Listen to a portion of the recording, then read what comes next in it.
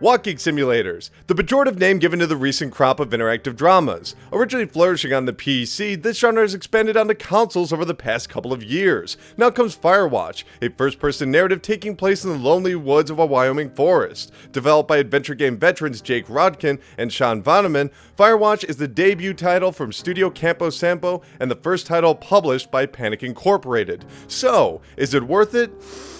Well...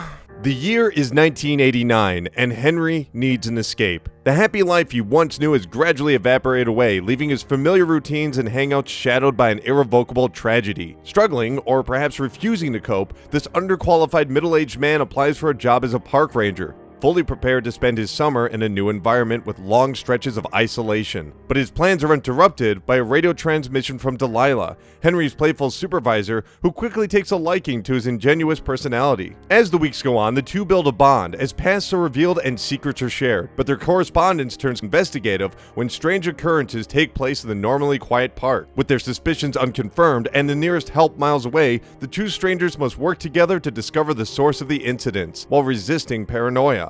Firewatch's main focus is its story, and revealing any further details would spoil the game's brief 3-hour-long plot. In short, it's good, not great, with most of its positive attributes stemming from Hank and Delilah's conversations. Though it can often be derailed by the dialogue's overly snarky slant, the incredible performances of Rich Sommer and Cece Jones strike a perfect balance between relatable and charismatic. Henry's transformation from reluctant communicator to confidant is expertly delivered. But the texture of the relationship is up to the player. Firewatch regularly provides optional dialogue trees, with choices ranging from casual and light to deep and personal. Each answer is only available for a limited time, adding a sense of urgency to every decision. Unfortunately, these branching paths are short and shallow, as multiple playthroughs expose the game's exclusively linear plot points. While this might not appear problematic during a first run, Henry's responses are restricted to honest, sarcastic, or a lie that will immediately be dismissed by Delilah, leaving many player choices completely meaningless and the overall focus on a disjointed story paired with a cumbersomely clean resolution.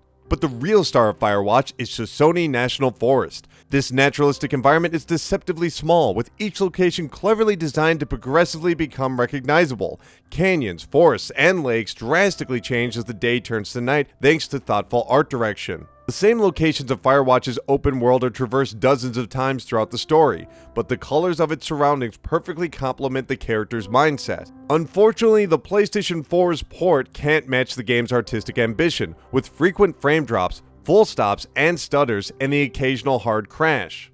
Traversal is also hampered by numerous invisible walls and blockades. It's far too easy to become stuck on protruding surfaces. While the world appears to be open, exploring off the intended path can result in some rather embarrassing glitches. To avoid this, players must utilize the game's physical map and compass. Though locating the best route comes with its own issues, namely the awkward map placement and inability to run while holding it. Interactive objects can also wreak havoc on the game, such as when a rock became merged with Henry's hand, leaving his newly formed appendage to block my view of the compass. So, is Firewatch on the PlayStation 4 worth it?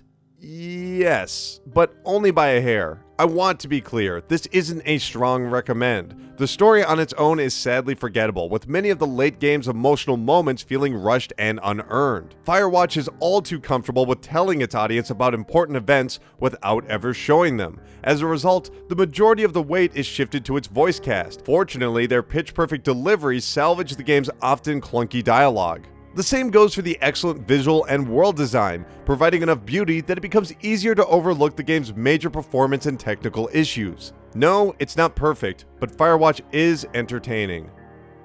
Firewatch is currently available on the PlayStation 4 and PC for $20. If you've had a chance to play it, let me know what you thought in the comments below, and if you haven't, let me know if you plan on picking it up. My name is Colin Tanner, and I'll see you in the next video.